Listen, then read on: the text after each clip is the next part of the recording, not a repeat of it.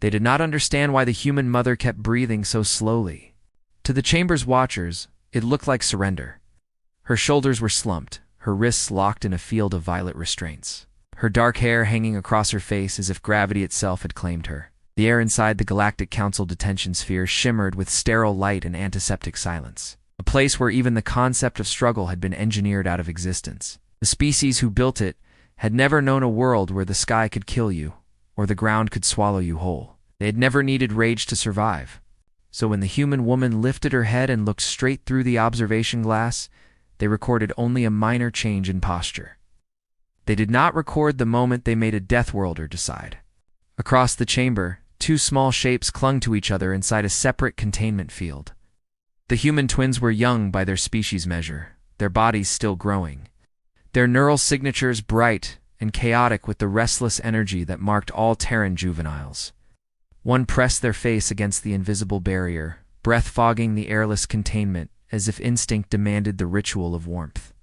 The other gripped their sibling's arm, eyes wide but dry, scanning the alien machines with the sharp attention of prey-born intelligence.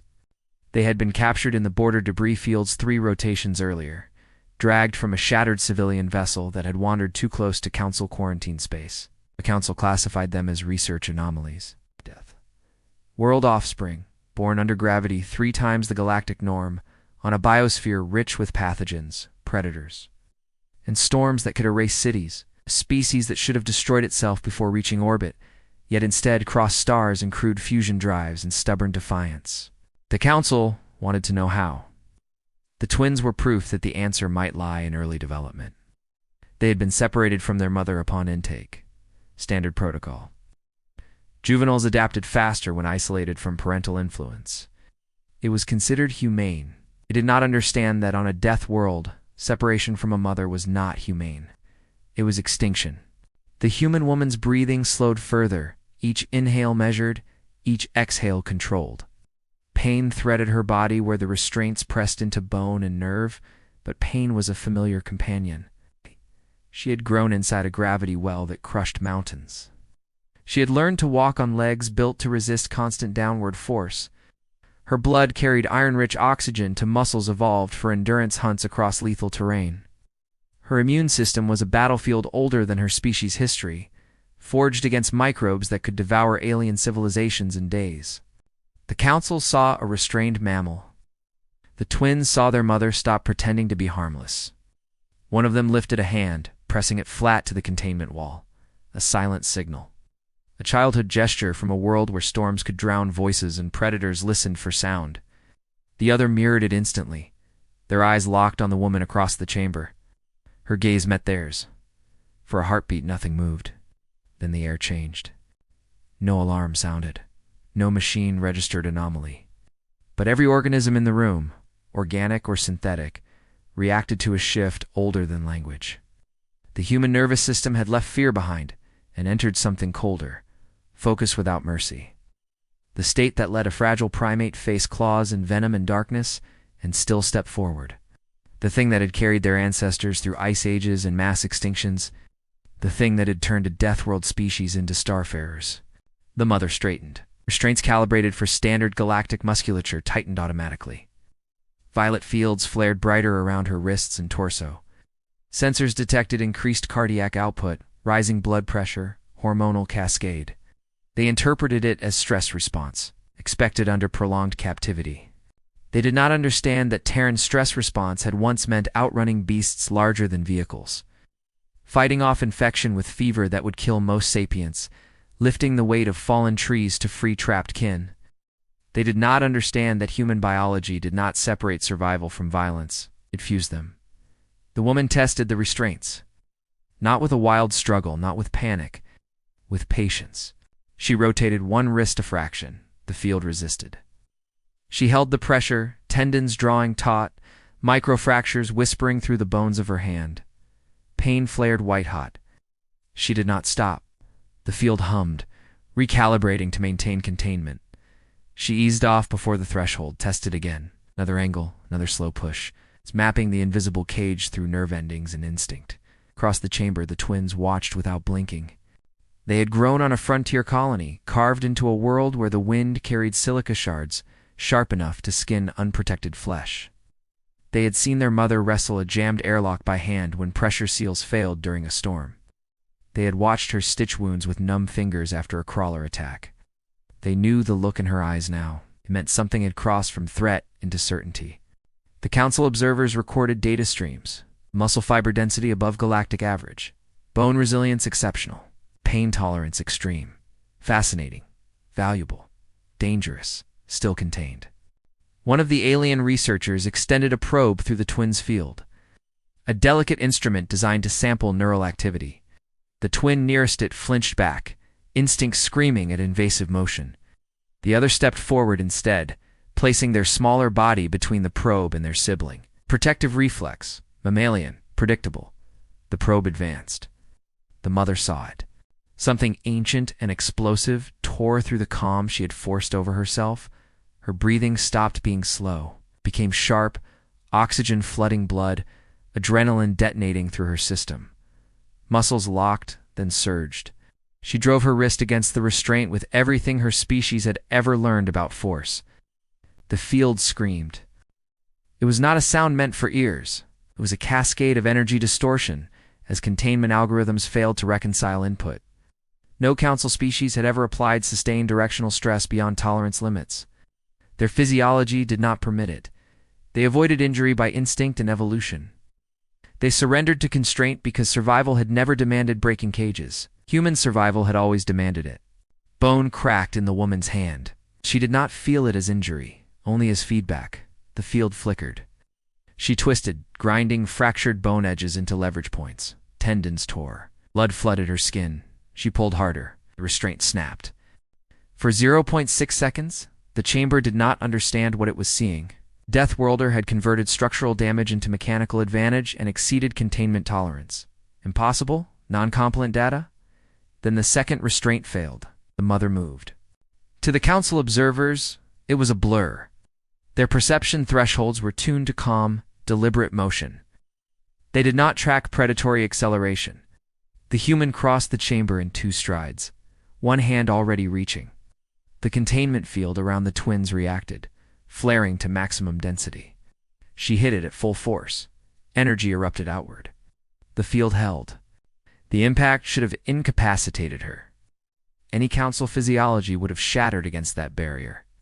The human staggered back, ribs compressing, breath punched from lungs. She inhaled once, ragged and wet. Then she stepped forward again. The twins did not cry. They did not scream. They pressed their hands to the barrier from the inside, mirroring her. 3 palms separated by alien technology and misunderstanding.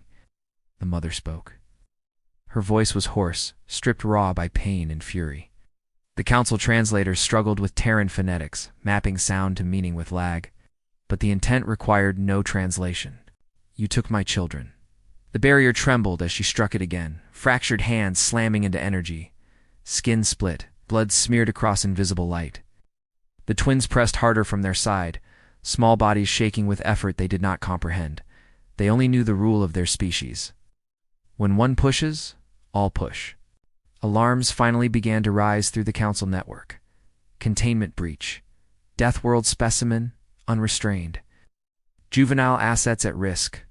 Security constructs deploying. Drones slid from ceiling ports, limbs unfolding with elegant inevitability. They carried stasis beams calibrated to freeze organisms without harm. Humane, efficient. Final, the mother did not look at them. Her entire universe had collapsed to a single equation. Barrier, children, remove barrier. She stepped back, ignoring the drones closing around her. Her eyes met the twins again. Silent command passed between them, older than speech. They braced. She ran. Human locomotion, under 3G baseline, translated into devastating acceleration in council gravity. She drove forward like a falling mass, shoulder first, every muscle firing in perfect lethal coordination. The barrier spiked to overload. Energy screamed. The chamber walls vibrated as if struck by artillery. On the third impact, the field failed. It did not shatter cleanly. It imploded, collapsing inward in a cascade of light and force. The twins were thrown forward into their mother's arms as gravity normalized around them. She caught them despite broken bones, despite torn tendons, wrapping them into her body as if she could absorb them back into herself. They clung to her, small hands digging into blood-slick clothing, faces buried against her neck. For 1.2 seconds, there was no movement. Then the drones fired. Stasis beams lanced across the chamber, intersecting in a lattice meant to freeze all three humans simultaneously. The mother turned, twisting her body around the twins, presenting her back to the beams. They struck. Her muscles locked. Nervous system froze mid-signal, heart arrested between beats. But Terran biology carried redundancies the Council had never catalogued. Hypoxia tolerance from ancestral hunts. Shock resistance from trauma-laden evolution. Cells that clung to function in catastrophic states. The stasis field faltered under biochemical chaos it had never modeled. It slowed her. It did not stop her. She moved one arm, just enough to tighten her hold on the twins. Her eyes lifted to the observation glass. For the first time since capture, the Council Watchers felt something they had no framework for. Not fear of violence, not fear of death. Fear of a species that refused both as outcomes. The human mother bared her teeth. It was not a smile. "You touched," she forced through half-paralyzed lungs. "Human young." Every translator in the network struggled to process the next word. Out. It carried context spanning millennia of Terran conflict, defense, kinship, annihilation. A concept born on a world where survival demanded collective fury. The closest galactic equivalent was stellar detonation. The translation resolved anyway. A war. Across the galaxy, faster-than-light relays flickered as automated distress beacons triggered. Deathworld species breach. Juvenile reclamation event. Potential hostile escalation. The signal leapt from Council node to node, racing toward human space. On a blue planet wrapped in storms and predators and impossible life, receivers awakened. And humanity began to answer.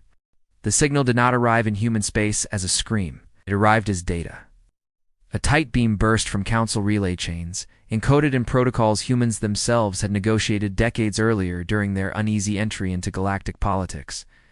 Priority distress from a Council facility, containment breach, Deathworld specimen, unrestrained, juvenile assets involved, possible escalation risk, coordinates attached, verification signatures intact.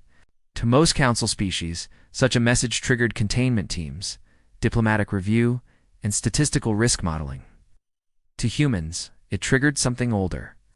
It reached the Terran outer listening web first. Lattice of civilian and military sensors stretched across the asteroid belts and orbital habitats that ringed their home system.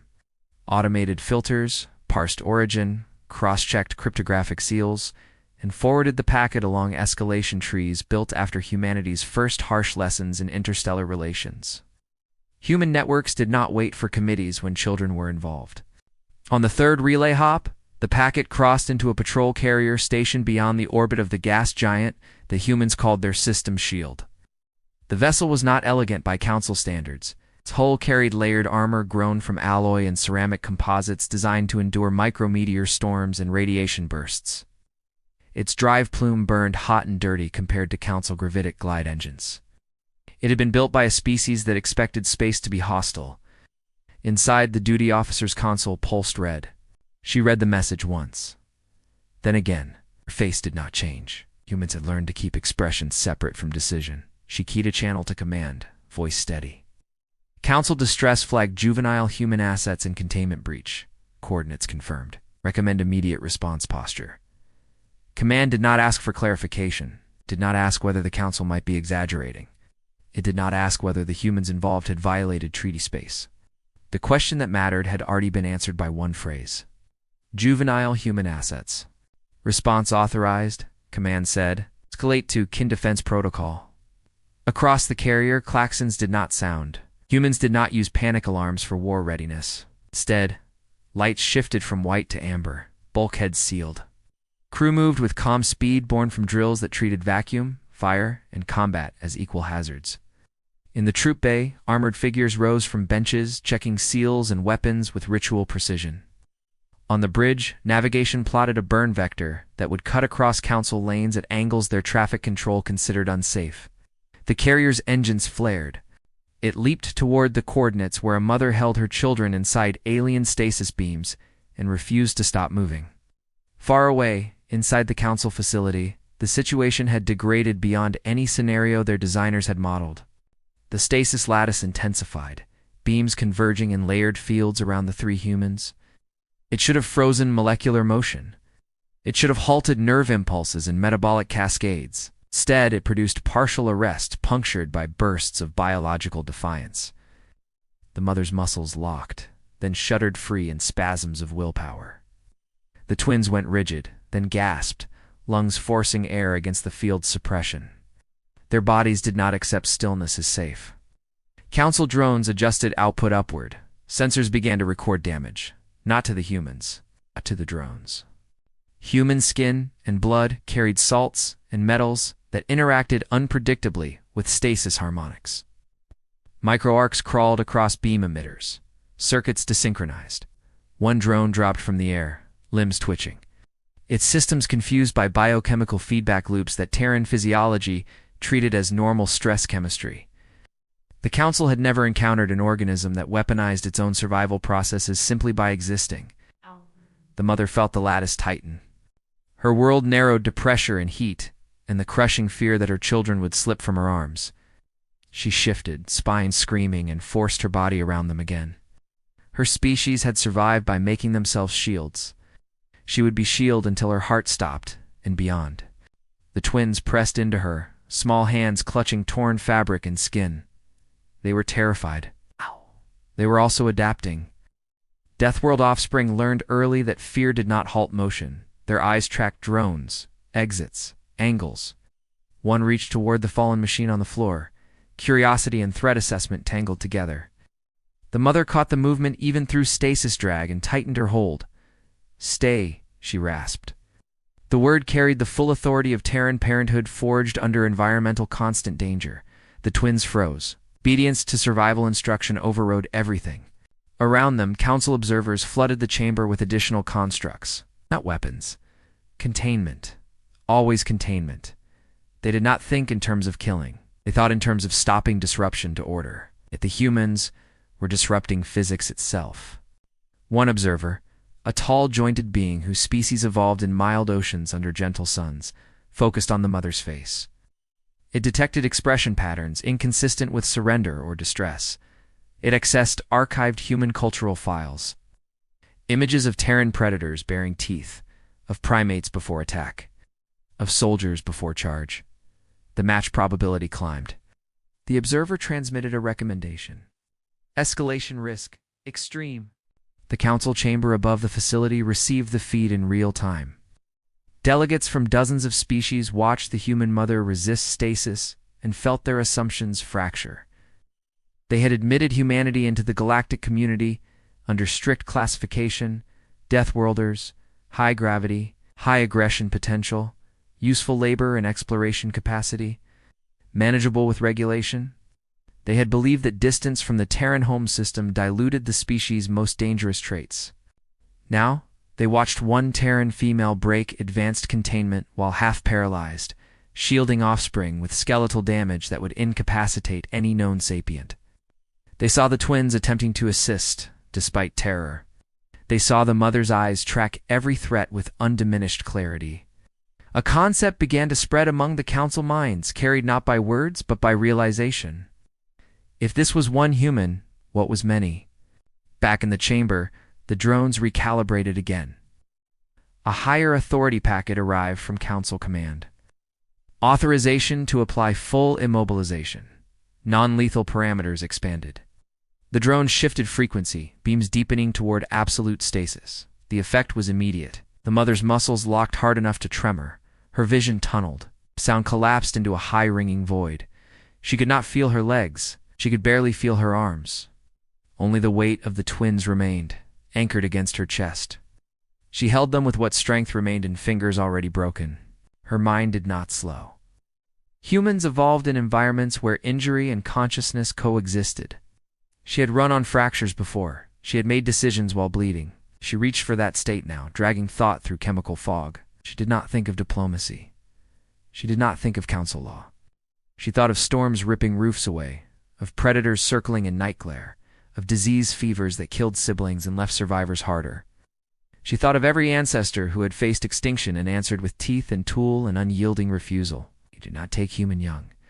The twins felt her thought as pressure through bone and muscle. They pressed closer, matching her tension. Their species communicated survival through contact long before language. They knew she was not done. Outside the facility, automated defenses spun up, tracking for incoming vessels. Council space was orderly. Traffic announced itself, followed lanes, requested approach. The sensors detected a drive signature that did none of those things. It burned too hot, vector cutting across regulated corridors. Deceleration curve dangerously steep. Identification codes pinged. Human. Facility command transmitted warnings. Alter course. Await clearance. Hazard zone. The vessel did not respond, continued inbound. Engines flaring against inertia that would pulp softer species. Inside the carrier, the duty officer watched the facility grow on the forward screen. She saw automated defense grids align. She saw no hostile weapons primed. She also saw the council did not understand urgency. Humans had learned that when seconds mattered, explanations killed. She opened a channel on all bands. Council facility at grid reference. This is Terran Patrol Carrier Resolute. You are detaining human juveniles and Guardian under distress. Stand down containment. Yeah, we are docking now. There was silence. Council command processed protocol trees. The human carrier did not wait. Cut thrust at the last possible moment and slammed into docking alignment with controlled violence. Magnetic clamps screamed under stress. Airlocks cycled before pressure fully stabilized. Armored humans moved. Back in the chamber, the stasis reached peak intensity. The mother's vision went black at the edges. Her heartbeat stuttered. For a fraction of time, her grip loosened. The twins felt it. They reacted without instruction. One shifted upward, wedging under her chin, forcing airway open. The other locked arms around her ribs, adding their smaller strength to hold her spine aligned. Deathworld children learned to support the wounded. They had practiced on scraped knees and worse. The mother felt the change and dragged breath through paralyzed lungs. Air burned. Consciousness snapped back. She did not know reinforcements were seconds away. She did not know a human vessel had already breached council perimeter. She only knew she had not yet failed. The chamber doors exploded inward. Not from weapons, from kinetic entry. Human armor met alien alloy at velocity council engineers never considered. The panel folded, tore free, and crashed across the floor. Through the breach surged figures in matte plates and sealed helmets, movement sharp and coordinated. They carried tools that were also weapons, designed for vacuum, debris, and hostile life alike. The drones pivoted, recalculating threat hierarchy. New Deathworlders, multiple, armed, containment priority expanded. Beams shifted. The first human through the breach saw the mother. Time slowed in a way only humans experienced, a cognitive narrowing that turned chaos into sequence. He saw broken hands locked around children. He saw stasis distortion rippling skin. He saw blood and teeth and eyes still burning through paralysis. He understood instantly. Kin he moved. The team flowed into the chamber, bodies interposing between drones and the three trapped humans. Tools rose, emitting counterfields, tuned in transit from council stasis signatures. Humans had studied alien tech the way prey studied predators. They learned weaknesses. They prepared. The beams struck armor instead. Energy cascaded across Terran plating built to endure reactor leaks and plasma arcs. Systems screamed. Humans advanced anyway. They closed distance not to attack, but to reach, to touch, to pull their own free. The mother felt them before she saw them. Vibrations through floor. Human mass in motion. Her mind, already stretched to breaking, refused to believe rescue until a gloved hand clamped over her shoulder and squeezed with unmistakable code. "We are here." Her eyes found the helmet above her. Visor mirrored her own face back, blood smeared and feral. She did not relax. Not yet. Stasis still crushed. children still in arms. The human at her shoulder braced and spoke through external speakers, voice cutting the chamber. "Hold them. We have you." She did. Behind him, more humans spread, driving drones back, tools flashing, counterfields disrupting beams. The Council constructs had never faced coordinated Deathworld assault driven by kin defense. Their algorithms faltered under variables that did not prioritize self-preservation over objective. Alarms rose through the facility and into orbit. Council fleets shifted. Human carrier-powered weapons it had hoped not to use. Across Cumnets, the word already spoken by the mother echoed outward and grew heavier with every relay. War, and in the chamber. Under failing stasis and rising human defiance, the mother still held her twins and refused to let go. The counterfields did not shut the stasis down. They distorted it. The beams that had locked the mother and twins in near absolute paralysis fractured into unstable bands of force, snapping and reforming across the chamber in jagged interference. Terran armor plates flashed warning glyphs as alien energy bled through seams and joints. Human techs had tuned their emitters fast from intercepted Council data, but they were fighting physics built by minds that had never assumed resistance. The squad leader braced against the pressure, pushing at his suit like deep ocean weight. Gosh. His visor readouts crawled with error as alien harmonics scrambled sensors. He reached for the mother again, gloved fingers finding her shoulder through blood and torn fabric. Her muscles were still locked, trembling against his grip. "Stasis is layered," he said over team channel. "We peel it, not break it. Anchor them." Two humans moved instantly, dropping 2 knees on either side of the mother and twins, locking arms around all 3 in a living brace. They did not try to pull yet. They held. Deathworld extraction doctrine treated immobilization fields like landslides or crushing gravity wells. First, prevent further compression, then relieve load. Across the chamber, Council drones recalculated threat hierarchy again. Their prime directive still read containment and safety. New parameters struggled to reconcile. The humans were escalating physically, but their motion patterns around the juveniles read as protection, not attack. The drone's threat matrices did not have a category for beings who would damage themselves to save others, while ignoring self-preservation entirely. One drone advanced, extending a stasis emitter toward the armored humans instead of the mother. Its algorithms concluded that immobilizing the new arrivals might restore order without harming juveniles. It fired. The beam struck the squad leader full across the chest. His armor locked, servos seizing as alien force cascaded through the exoskeleton. He grunted as the pressure hit his body beneath, muscles freezing mid-motion. He did not fall. The 2 humans anchoring the mother shifted instantly, taking more of her weight as his grip faltered. Another teammate stepped in, grabbing the leader's arm and wrenching him back by brute force before the stasis could propagate through shared contact. "Fields adapt," the tech said. "They're trying to cage us too." "Let them try," someone answered, voice tight with strain. On the facility's upper observation tier, the ocean-evolved delegate watched the breach unfold with growing dissonance. Its species had never known drought, predator, or famine. Conflict was avoided by instinct. Harm to kin was unthinkable because environment had never demanded sacrifice. Yet below, it saw humans take beams meant to freeze organs and still move. It saw them prioritize contact over safety, clustering around the injured mother instead of spreading to reduce risk. The delegate's cultural framework labeled such behavior maladaptive. Its analytical mind labeled it effective. Another observer beside it, from a high-gravity methane world where life crawled under crushing pressure, interpreted the scene differently. Its kind understood force and endurance. It watched the mother's skeletal alignment under stasis load and calculated the torque needed to tear free. It saw the Terran team brace her at stress points instinctively, redistributing force across multiple bodies. This was pack physics, cooperative survival under hostile constraint. The observer's internal records updated. Humans were not merely Deathworlders. They were cooperative Deathworlders. In the chamber, the mother felt hands around her, not alien probes, not drones. Human. The contact cut through stasis fog like light through storm cloud. Her nervous system recognized the pattern of grip and pressure unique to her species. Kin presence. She forced her eyes open wider, dragging vision into focus. Armored figures surrounded her. Visors hid faces, but posture spoke. They leaned inward, forming a barrier between her and the drones. They were taking hits meant for her. Her brain, stretched to breaking, latched onto one certainty. Her children were not alone anymore. She tried to speak. The stasis crushed sound in her throat. Only a rasp escaped.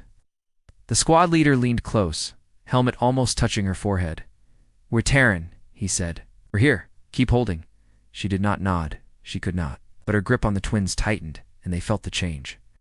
The smaller one shifted, pressing face against her collarbone. The other twisted to peer at the armored humans, eyes wide. Recognition flickered. Same limb ratios, same movement snap, same smell of iron and salt through blood and suit seal leaks. Not aliens, not threat. Human. The twins relaxed a fraction, still clinging, but no longer braced for the worst alone.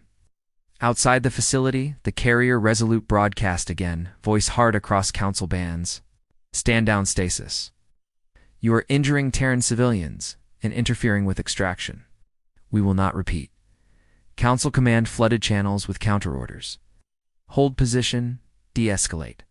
Await negotiation. Their fleets shifted into intercept arcs, not to fire but to block. Still believed order could be restored through procedure.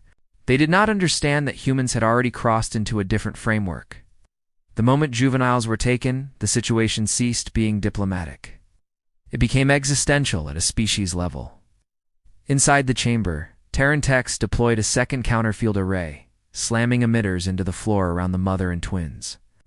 The devices bit into alien alloy, anchoring through brute mechanical claws rather than compatibility ports. They activated in a rising hum that clashed with council stasis frequencies, creating zones of null interference that rippled outward. The pressure on the mother's body shifted. Not gone, but uneven now.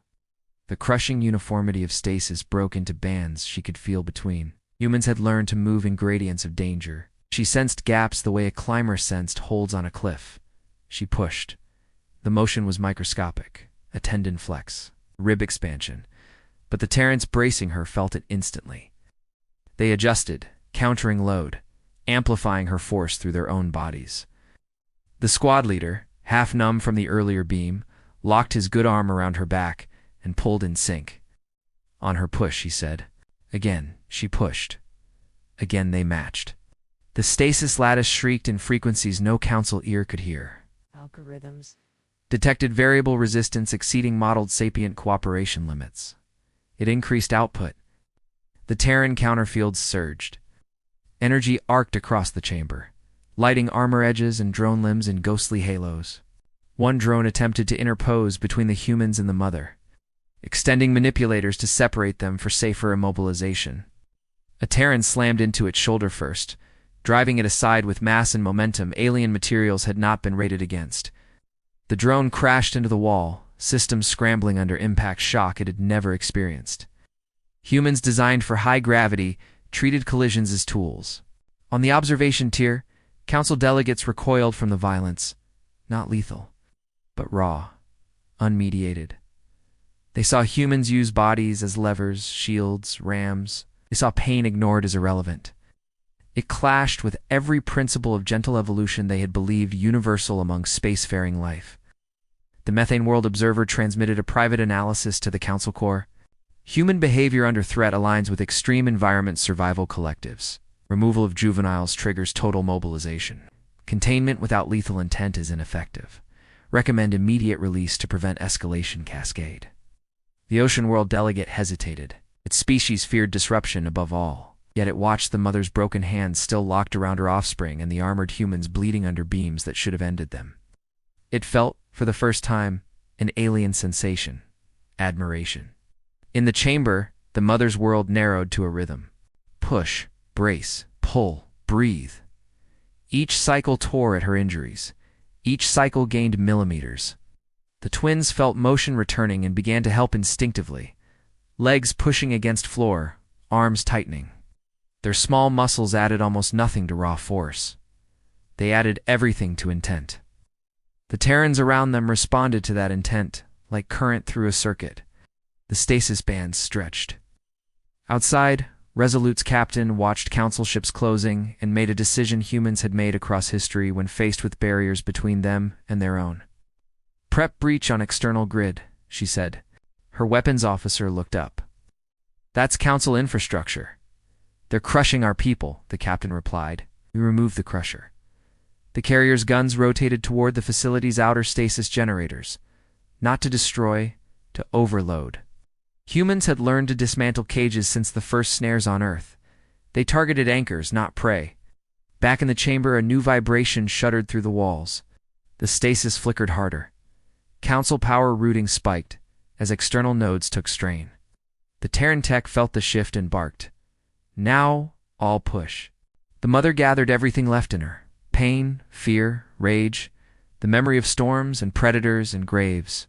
She pushed. The humans around her pushed with her.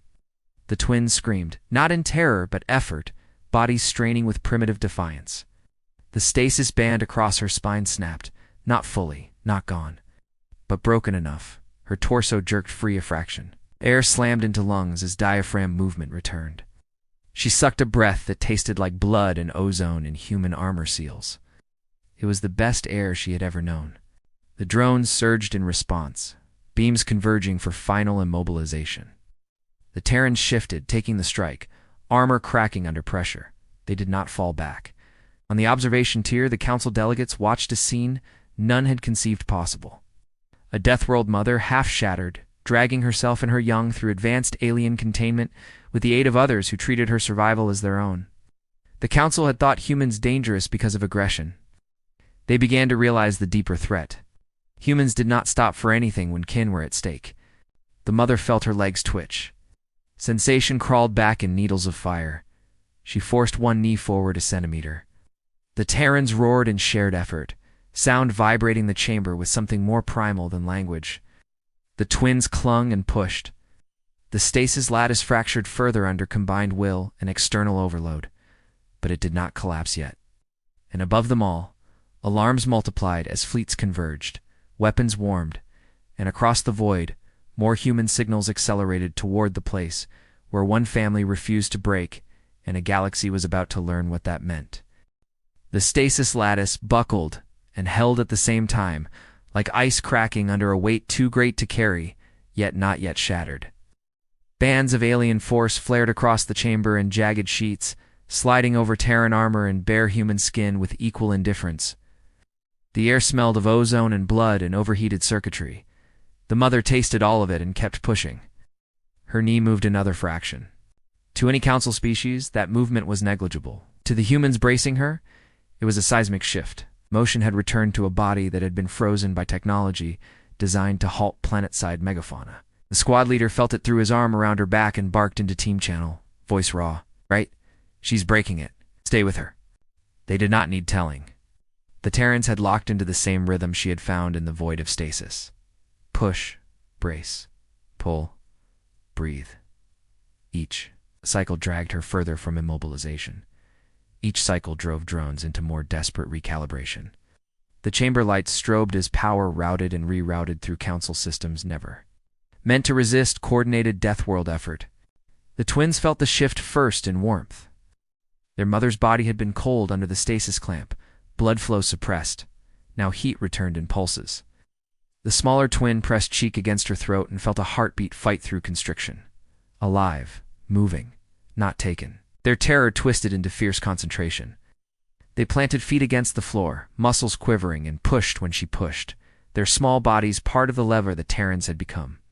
Across the room, a drone attempted a new approach. Instead of direct stasis, it deployed a localized gravity inversion, flipping a section of floor into upward force to peel humans apart without harm. The field snapped on beneath the Terran cluster. For a heartbeat, weight vanished. Humans trained in vacuum and falling worlds reacted faster than physics. Magnetic clamps in their boots bit hard into alloy. Hands tightened. The mother's body lifted a centimeter before 4 armored grips yanked her back down, anchoring her against the pull. One Terran twisted midair, slamming a counter-emitter into the floor with brutal precision. The inversion collapsed in sparks.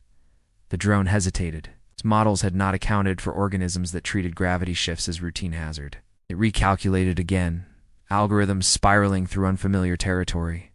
On the observation tier, the methane world delegates' analysis stream overflowed with new variables. Humans used environment as opponent and ally interchangeably.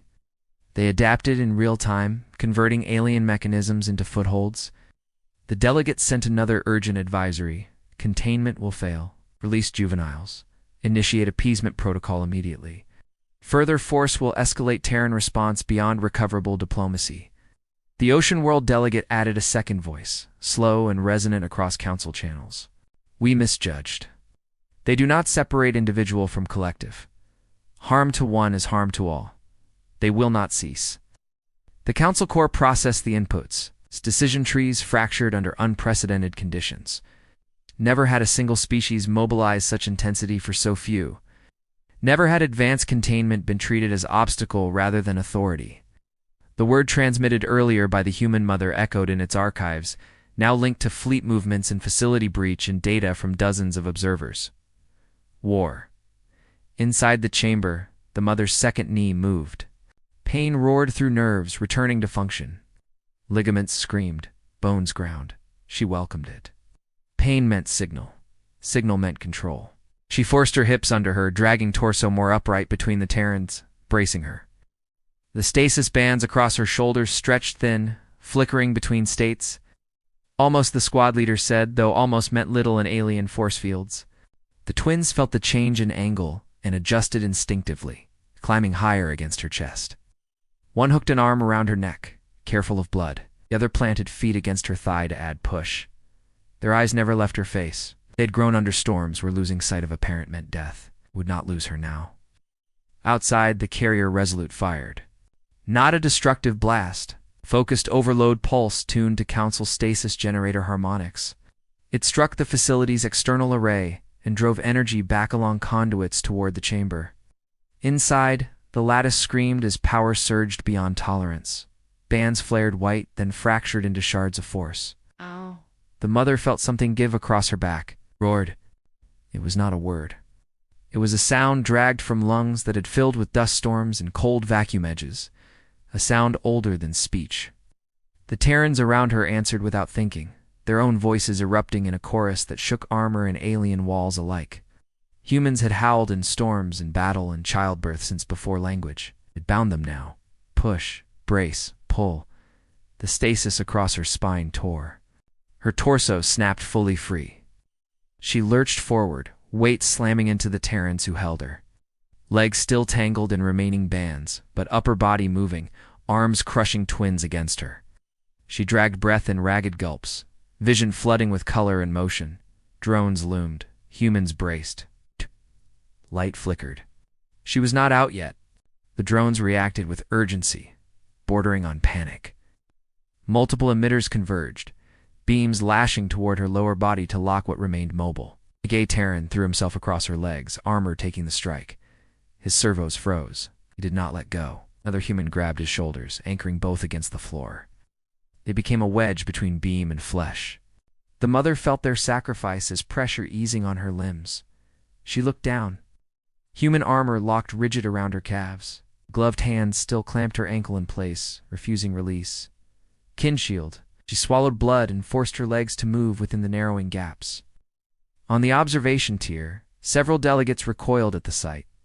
Not at violence, at devotion. They watched humans immobilize themselves to free another. To them, self-preservation was law. Here, it was optional. The Council Corps' hesitation cracked. Command packets surged toward the facility. Stand down lethal escalation. Prepare release. Yet bureaucracy moved at the speed of consensus, and physics in the chamber moved faster. The drones operating on local autonomy intensified beams one final time, seeking to end motion before external orders arrived. The pressure slammed down like a planet. The mother's legs locked again mid-drag, her breath crushed from lungs, vision dimmed. The Terrans around her felt the reversal and shouted over channels in raw voice alike. Hold her, don't let the band settle. Push with her. She tried. Her body answered with tremor and nothing more. She had reached the edge of biological limit. Every system screamed failure.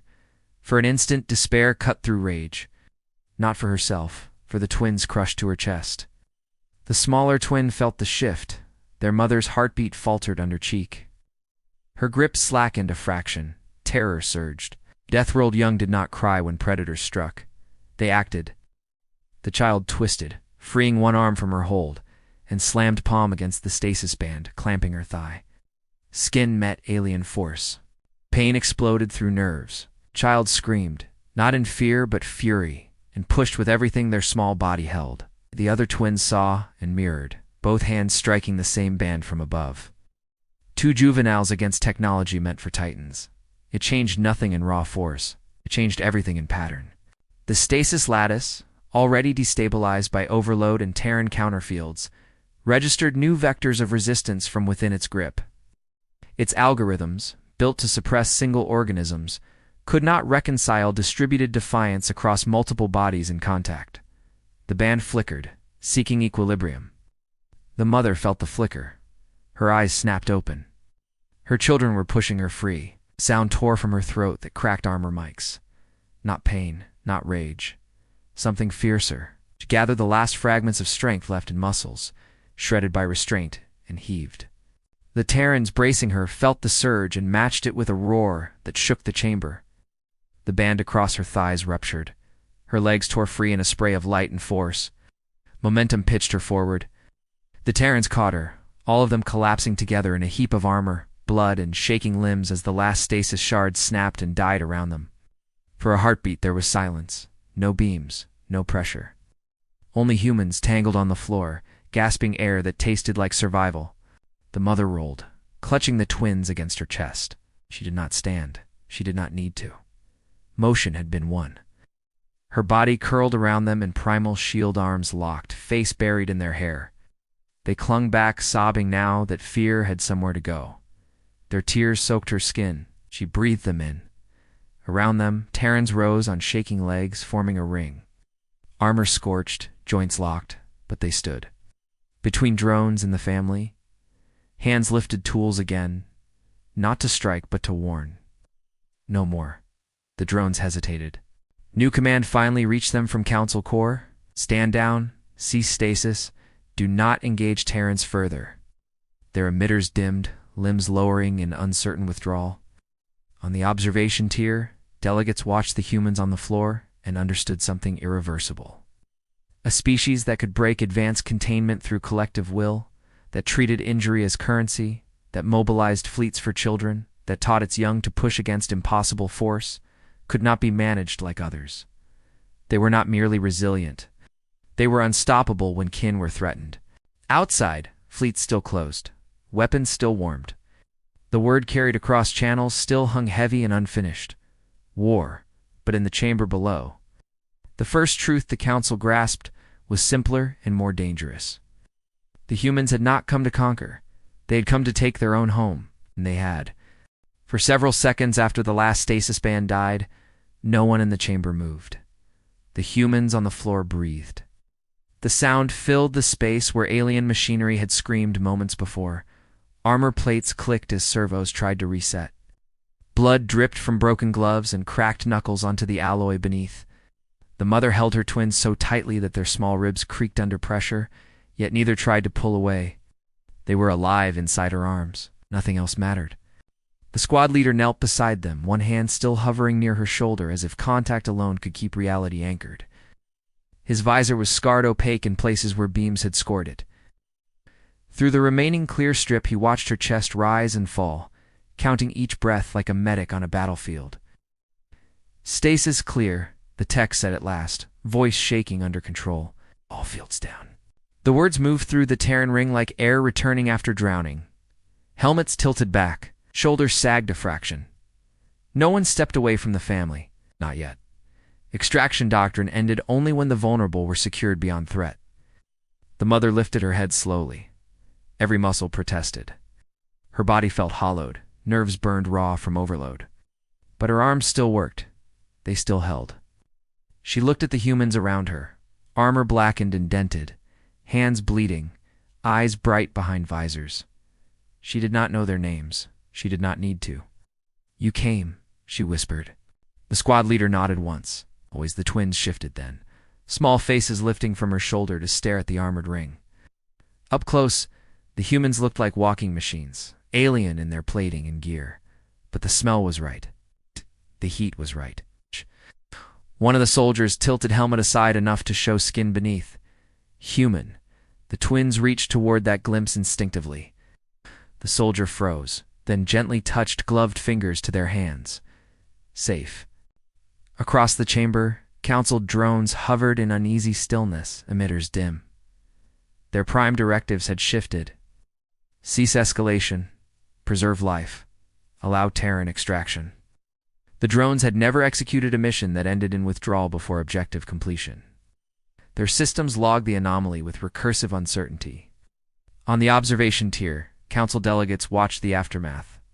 The Methane World representative transmitted a quiet conclusion into the core archive. Human resilience exceeds containment paradigms. Cooperative kin defense behavior renders force-based compliance unviable. Recommend policy revision. Terran juveniles classified and undetainable under all circumstances. The Ocean World delegate added another layer. Their violence is not random. It is directed by bond. Harm to offspring equates to species-level threat. Our error was ignorance, not malice. Correction required. The Council Core, designed to optimize stability among civilizations that had never faced extinction pressure like Earth's, integrated the data. It replayed the chamber footage. The mother breaking restraints with fractured bones, the Terrans bracing under stasis, the twins pushing against alien force. It mapped human historical records it had once filed under cultural curiosity. Ice ages survived. Predators overcome. Plagues endured. Wars fought not only for territory, but for kin and survival. The Council issued its first real concession to humanity since admission. Stand down all containment of Terran juveniles. Initiate immediate diplomatic apology. Offer restitution. Prioritize de-escalation of Terran fleets. Outside the facility, the carrier Resolute held position against converging Council ships. Targeting solutions flickered across its displays, not yet locked, but ready. Human vessels burned toward the coordinates from multiple vectors, answering the same signal that had triggered Resolute. Their captains listened to Council broadcasts, shifting tone from command to plea. Inside the chamber, the squad leader received the new message through helmet channel. He exhaled slowly and keyed external speaker so the mother could hear. Council's standing down. You're calling cease. We're cleared to extract. The mother closed her eyes for one breath. Relief did not come as collapse. It came as release of a single thread wound tight through her since capture. The thread that had screamed danger without pause. Now it loosened, not gone, but slack enough to allow something else in. She looked down at the twins. Their faces were streaked with tears and grime. Their eyes were wide, still tracking every movement. Deathworld children did not lose vigilance easily. She brushed her uninjured hand across their hair, fingers trembling. It's over, she murmured. They nodded because she said it, not because the world looked safe yet. The Terrans moved then with renewed purpose. 2 medics stepped in, scanners humming low over the mother and children. Readouts spilled across visors, fractures, tissue damage. Severe fatigue. No lethal compromise. The medics worked with the same gentle efficiency they would use in a sandstorm triage tent or hull breach corridor, applying foam splints to her hand, sealant to torn skin, stimulants calibrated to human metabolism rather than alien assumptions. The squad leader turned to the drones, posture still guarded. We're leaving, he said. No interference. The drones did not move to block. Their directives had changed. They hovered aside, clearing a path. The chamber doors yawned open to a corridor still scarred from the Terran breach. Beyond lay the facility and the path to the docking ring, where Resolute waited. The Terrans formed a protective column around the family. 2 soldiers slid arms under the mother to help her stand. She resisted reflexively. Humans carried their wounded, but parents carried their children. The squad leader met her gaze. We've got you. You've got them. She let them lift her. Her legs trembled under returned gravity and injury. The twins clung tight. Together they moved. Each step hurt. Each step was victory. The corridor echoed with human boots and the faint hum of alien systems powering down under Council order. As they passed into wider halls, council personnel gathered at a distance. They had never seen humans like this up close. Not diplomats in controlled chambers, not traitors in markets, but raw survivors fresh from breaking a cage. They saw blood and broken armor, and eyes that still burned with protective fury. They saw the twins' small hands locked in their mother's torn clothes. They felt something ripple through their collective understanding. These beings came from a death world, where survival was earned daily. Their aggression was not cruelty. It was defense of bonds that environment had made sacred. To threaten those bonds was to awaken a force no technology could easily restrain.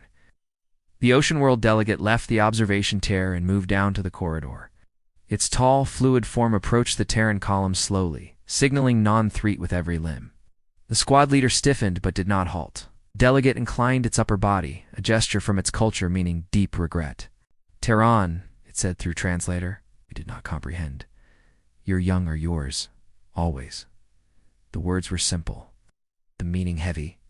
The squad leader nodded once, accepting without warmth, but without rejection. Humanity had learned that understanding came in layers. This was the first. They reached the docking ring. Resolute's airlock stood open, Terran crew lined within like a receiving wall. As the mother crossed the threshold, human hands reached to steady, to take weight, to guide. She stepped onto human deck plating, and something inside her finally gave way. Not collapse. Release. She sank to her knees. Twins, still in arms. Human medics closed around her in full care now that immediate threat was gone. Someone removed her from broken boots. Someone wrapped thermal blankets. Someone placed water against her lips. She drank and tasted salt and metal and home. The twins were checked, soothed, wrapped in smaller blankets that smelled of ship and human.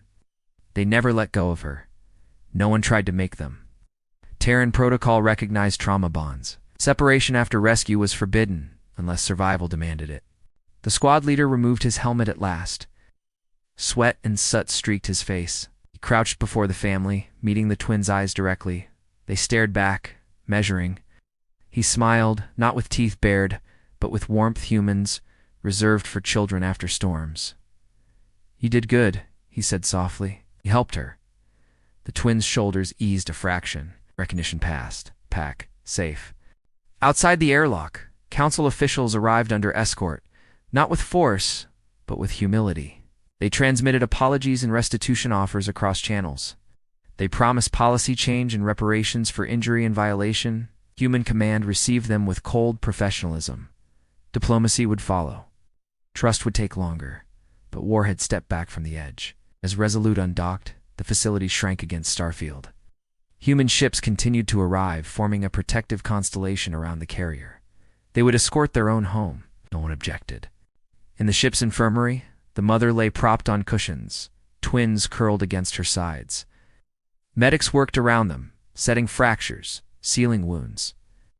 Pain returned in waves now that stasis and adrenaline faded. She welcomed it. It meant she still existed. She turned her head to watch her children breathe.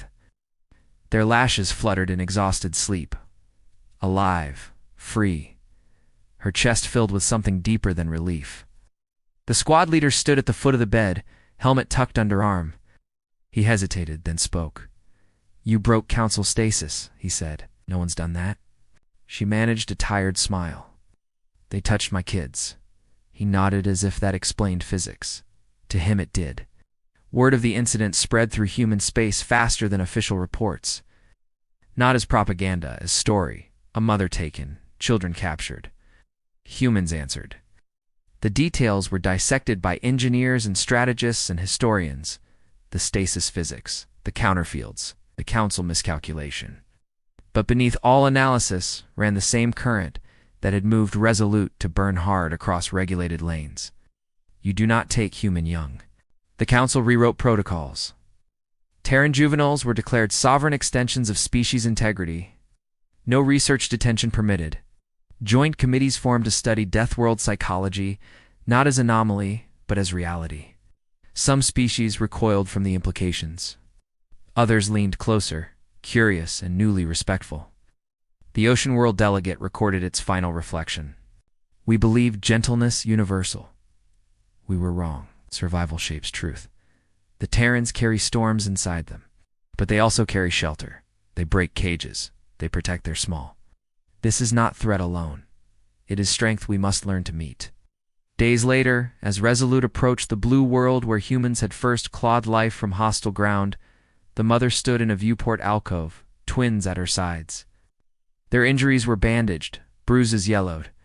They watched Earth swell ahead, cloud bands swirling over oceans and continents scarred and beautiful. Home. The twins pressed hands to the glass. "We came back," one said. "We always would," she answered. Behind them, crew moved through routine. Outside, council escorts peeled away with formal farewells. Relations would continue, altered forever. The galaxy had seen something it could not forget. Humans were Deathworlders. Yes. Tough, adaptive, relentless. But more than that, they were bound by kinship, forged under the harshest conditions evolution could offer. The mother rested her uninjured hand on the twins' shoulders. They leaned into her. Earthlight reflected in their eyes and hers alike. She thought of the chamber and the stasis, and the moment her children had pushed against impossible force. Pride burned through her, quiet and fierce. "We don't break," she murmured. "Not to them alone, but to every ancestor and descendant in the human line. We don't leave our own." Outside the viewport, the death world turned, storms rolling over land that had made them strong enough to cross stars and shatter cages. The carrier descended toward atmosphere, carrying home a story the galaxy would remember whenever it considered testing humanity again. Hope, among humans, was never gentle. How? It was carved from danger, held through pain, and defended without surrender. It endured.